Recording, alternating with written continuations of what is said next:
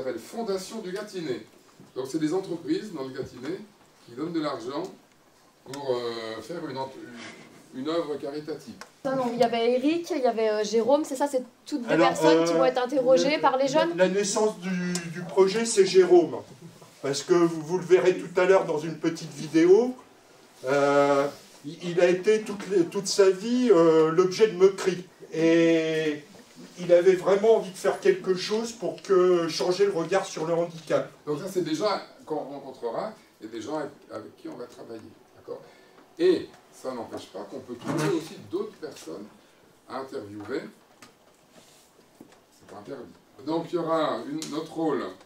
Donc il y aura des équipes. Il y aura une équipe qui va filmer et une équipe qui va animer. D'accord ? Donc les animateurs, comme à la télé, les animateurs posent des questions, donnent la parole, gèrent le micro, tout ça. Et puis les autres sur la technique. Donc, non, on fera une séance, on montrera un plateau télé avec un tournage, prévoir 2 heures, mais aussi on peut se déplacer aussi. On peut se déplacer chez des gens, hein, chez des aidants, pour les interviewer. Ce qu'on appelle la nuit de l'entraide. 6 novembre. Je vous enregistrerai un message pour la nuit de l'entraide. Parce que le but de l'opération, c'est aussi de vous faire réfléchir à qu'est-ce qu'on fait avec une vidéo, vu que vous serez de plus en plus amené à communiquer à travers l'audiovisuel. C'est aussi une opération d'éducation aux médias audiovisuels et comment on gère ce type d'écriture qui va devenir de plus en plus courant de communiquer à travers des vidéos. Ce qu'il faut savoir, c'est que Jérôme n'a pas le droit de passer son permis de conduire. Ça vous expliquera le côté significatif de la séquence qu'on a été filmée.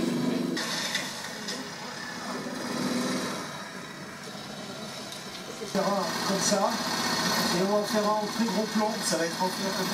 Je sais même comment on fait par le très gros plan, parce que je pense que c'est celui-là qui va me servir le plus. Super extra. Magnifique.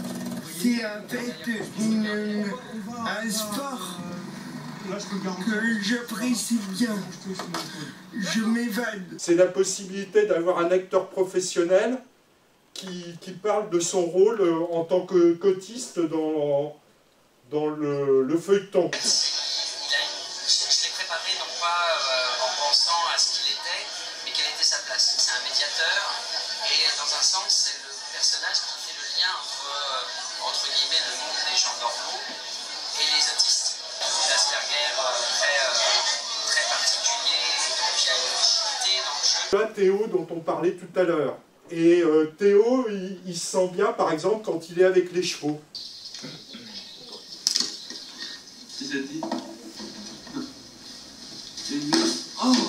Attends, filmé à la caméra.